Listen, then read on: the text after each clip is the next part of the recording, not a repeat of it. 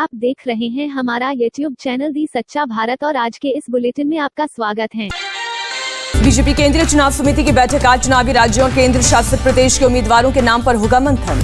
18 और 20 मार्च को बंगाल में हुंकार भरेंगे प्रधानमंत्री मोदी, पुरुलिया और कोंटाई में करेंगे रैली। असम में आज राजनाथ सिंह की रैली, स्मृति ईरानी भी चुनावी सभा को करेंगी संबोधित। 14 और 15 मार्च को असम और बंगाल के दौरे पर अमित शाह रोड शो और चुनावी सभा को संबोधित करेंगे। चुनावी मौसम में आज बंगाल में गरजेंगे राकेश टिकैत, कोलकाता और नंदीग्राम में किसान मजदूर पंचायत की रैली।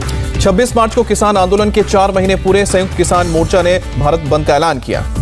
संयुक्त किसान मोर्चा ने बंगाल के किसानों से बीजेपी को वोट न देने की अपील की। संयुक्त किसान मोर्चा ने कहा, चुनाव में बीजेपी की हार से केंद्र सरकार पर कृषि कानूनों को वापस लेने का दबाव बनेगा। पश्चिम बंगाल में विधानसभा चुनाव के लिए 14 मार्च को टीएमसी जारी करेगी अपना घोषणा पत्र। 2 दिन बाद अस्पताल से डिस्चार्ज हुई ममता बनर्जी, 7 दिन तक घर पर आराम करने की सलाह। एसएसकेएम अस्पताल ने जारी किया स्टेटमेंट, कहा ममता के जोर देने पर ही डिस्चार्ज किया गया। ममता बनर्जी चोट मामले में मिले रिपोर्ट से चुनाव आयोग संतुष्ट नहीं, राज्य के मुख्य सचिव से आज शाम तक विस्तृत रिपोर्ट देने की मांग की। ईसी के ऑब्जर्वर भी आज रिपोर्ट देंगे। ममता को मिला हेमंत का साथ, बंगाल में चुनाव नहीं लड़ेंगे जेएमएम, टीएमसी को समर्थन का ऐलान।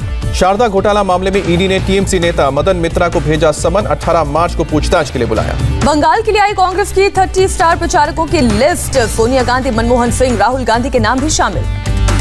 कांग्रेस की लिस्ट से गुलाम नबी आजाद बाहर, G23 गुट के केवल अखिलेश प्रताप सिंह का नाम। असम के लिए भी कांग्रेस ने स्टार प्रचारकों की लिस्ट जारी की, इस लिस्ट में भी गुलाम नबी आजाद, सिब्बल और थरूर का नाम नहीं। असम गण परिषद ने अपनी दूसरी लिस्ट जारी की, दूसरे चरण के मतदान के लिए 7 उम्मीदवारों का ऐलान। AIUDF प्रमुख बदरुद्दीन अजमल का दावा, सत्ता में आए तो चाय बागान में काम करने वालों की मजदूरी 365 रुपए करेंगे। अजमल ने CAA और NRC पर साधा निशाना, कहा देश के संविधान के खिलाफ है कानून, सत्ता में आए तो असम से खत्म करें। असम बीजेपी प्रभारी बैजयंत जयपांडा ने AIUDF को बताया रेडिकल पार्टी, कांग्रेस से पूछा उनके सीएम का चेहरा कौन है। मक्कल निधि मय्यम प्रमुख कमल हसन कोयम्बटूर दक्षिण विधानसभा से लड़ेंगे चुनाव, 6 अप्रैल को है मतदान। केरल प्रदेश कांग्रेस कमेटी के पूर्व सेक्रेटरी विजय थॉमस ने दिल्ली में बीजेपी का थामा हाथ। उत्तराखंड में तीरथ सिंह रावत कैबिनेट का विस्तार, 11 मंत्रियों का शपथ ग्रहण हुआ। उत्तराखंड में तीरथ सिंह रावत की पहली कैबिनेट का फैसला, राज्य में कोविड नियमों के उल्लंघन मामले में दर्ज होंगे मुकदमे वापस। कोरोना संक्रमण को रोकने के लिए सरकार की नई गाइडलाइंस, आपदा प्रबंधन एक्ट के तहत दिशा निर्देश जारी किए। मदन कौशिक के हाथ उत्तराखंड बीजेपी की कमान, बंशीधर भगत की जगह ली।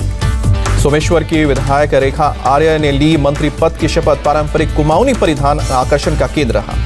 चेन्नई में AIMIM प्रमुख असदुद्दीन ओवैसी की रैली, बीजेपी, कांग्रेस और डीएमके पर जमकर बरसे मुस्लिम वोटर्स को लुभाने की कोशिश। यूपी में योगी सरकार को मिला अयोध्या के संतों का साथ, राज्य में सड़क पर बने धार्मिक ढांचों को हटाने के फैसले पर सहमति जताई। मुख्यमंत्री योगी आदित्यनाथ आज 271 अखंड शिक्षा अधिकारियों को नियुक्ति पत्र देंगे, लोक भवन में आयोजित होगा कार्यक्रम। राष्ट्रपति रामनाथ कोविंद 13 से 15 मार्च तक उत्तर प्रदेश के दौरे पर रहेंगे, सोनभद्र में नए बने सेवा कुंज आश्रम की बिल्डिंग का शुभारंभ करेंगे। क्वाड देशों की पहली वर्चुअल समिट हुई, पीएम मोदी और अमेरिका के राष्ट्रपति जो बाइडेन शामिल। पीएम बोले, लोकतांत्रिक महत्व चारों देशों के एक दूसरे से जोड़ता है, दुनिया की भलाई के लिए क्वाड को करना है तैयार। फ्री और ओपन इंडो पैसिफिक पर भी पीएम का जोर, बोले वैक्सीन, क्लाइमेट चेंज और उभरती तकनीक बातचीत का एजेंडा। प्रधानमंत्री मोदी ने क्वाड समिट में वसुधैव कुटुंबकम का जिक्र किया, बोले यही दर्शन दुनिया को एक परिवार बनाता है। ऑस्ट्रेलिया के प्रधानमंत्री स्कॉट मॉरिसन का बयान, बैठक से भारतीय प्रशांत क्षेत्र में आएगी स्थिरता। LAC को लेकर दोनों पक्षों के कोऑर्डिनेशन कमेटी की 21वीं बैठक हुई, डिसएंगेजमेंट के अलावा बाकी मुद्दों पर बातचीत हुई। अमृत महोत्सव के तहत आज 7 प्रदर्शनियों का उद्घाटन करेंगे जावड़ेकर, जम्मू कश्मीर के सांबा, बेंगलुरु, पुणे, भुवनेश्वर, मोइरंग और पटना में प्रदर्शनियों का उद्घाटन। वैश्विक आयुर्वेद महोत्सव में प्रधानमंत्री मोदी का संबोधन, का भारतीय संस्कृति और आयुर्वेद का गहरा संबंध। यूपी पंचायत चुनाव में आरक्षण प्रक्रिया को झटका, इलाहाबाद हाईकोर्ट की लखनऊ बेंच ने रिजर्वेशन प्रोसेस पर लगाए रोक, सोमवार तक राज्य सरकार को जवाब देने को कहा। हरियाणा के सीएम खट्टर ने पेश किया बजट, ओल्ड एज पेंशन 1 अप्रैल से बढ़कर 2500 रुपए करने का ऐलान। असेंबली में दिल्ली के सीएम केजरीवाल का बयान, कहा 2048 में ओलंपिक्स की मेजबानी करना एक सपना। दिल्ली के 12 कॉलेजों के फंड में अनियमितता का आरोप, मनीष सिसोदिया ने जांच के लिए समिति की गठन किया, बोले दोषियों के खिलाफ कड़ी कार्रवाई होगी। 25 मार्च से दिल्ली में घर पर मिलेगा राशन, सीएम केजरीवाल सीमापुरी से करेंगे योजना की शुरुआत। अंबानी के घर के बाहर मिले विस्फोटक और इजरायली दूतावास के बाहर ब्लास्ट के तार तिहाड़ जेल तक पहुंचे, इंडियन मुजाहिदीन के आतंकी के बैरक में तलाशी। एंटीलिया मामले में तिहाड़ जेल में कैद आतंकी तहसीन अख्तर से होगी पूछताछ। दिल्ली पुलिस की स्पेशल सेल आज करेगी सवाल जवाब। आईएसआई के लिए जासूसी करने वाले शख्स के खिलाफ एनआईए की चार्जशीट। आतंकी गतिविधियों के लिए जुटा रहा था फंड। कानपुर पुलिस का सराहनीय कदम। खुदकुशी करने जा रहे एक शख्स की जान बचाई, काउंसिल कर घर पर छोड़ा। छेड़छाड़ करने वाले युवक को मेरठ की बेटी ने सिखाया सबक, सरेआम डंडे से पिटाई की। गुरुग्राम में आकाशीय बिजली का कहर, बिजली की चपेट में आने से 4 लोग बुरी तरह घायल।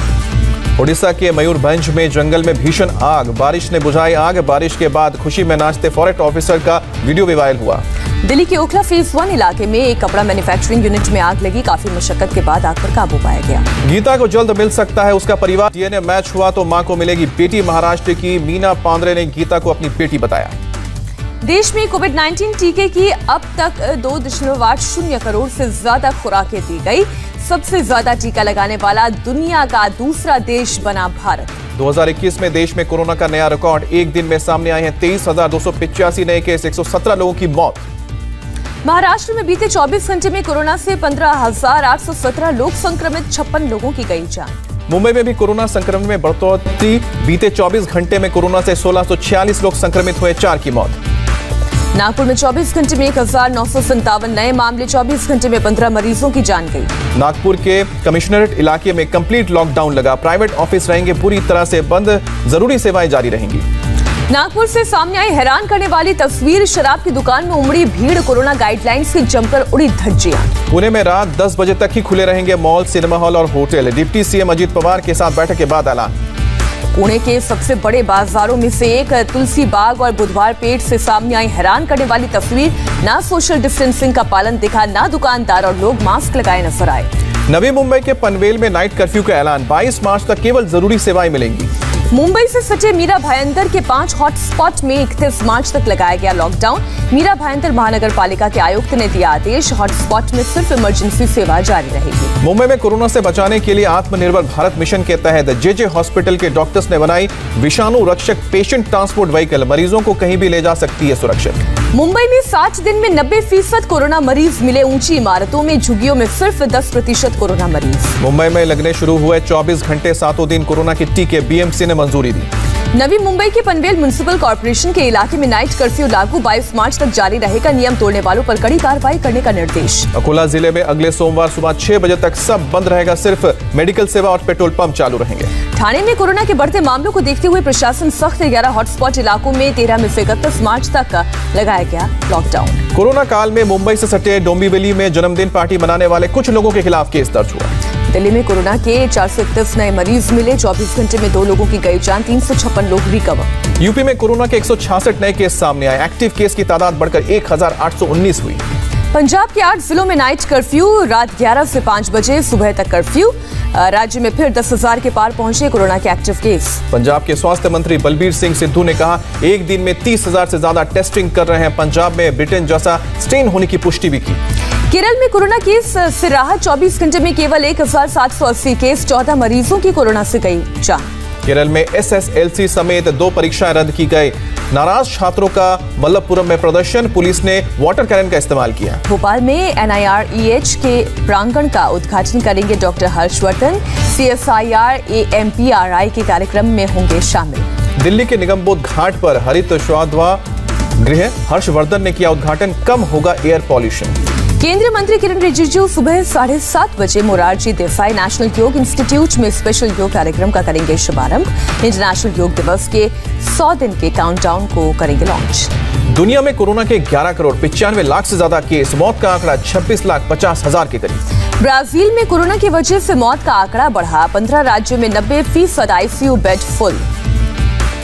एस्ट्राजेनेका पर रोक लगाने वाले यूरोपीय देशों में शामिल हुआ इटली। बुल्गारिया ने भी वैक्सीन पर रोक लगाई है। चीन में जांच करने वाली WHO टीम के सदस्य का दावा, कहा वुहान लैब से वायरस के लीक होने के नहीं मिले हैं सबूत। अमेरिका के विदेश मंत्री का बड़ा आरोप, का हांगकांग के लोकतंत्र की दम घुट रहा है चीन। म्यांमार के यांगोन में सेना के खिलाफ संघर्ष जारी, गुरुवार को ओपन फायरिंग में 10 लोगों की मौत।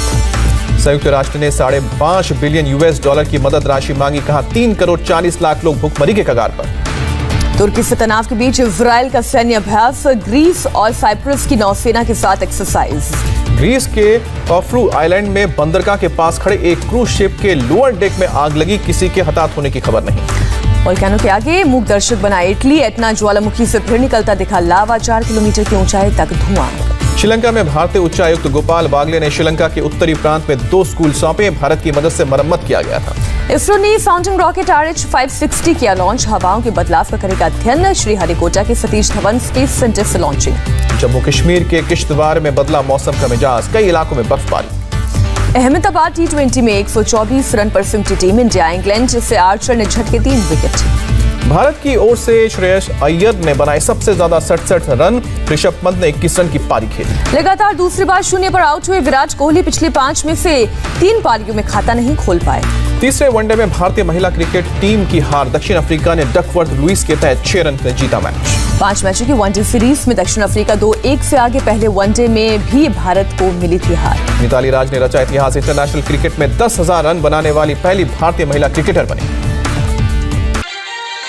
और ऐसे ही नए अपडेट पाने के लिए द सच्चा भारत चैनल को सब्सक्राइब कीजिए। धन्यवाद।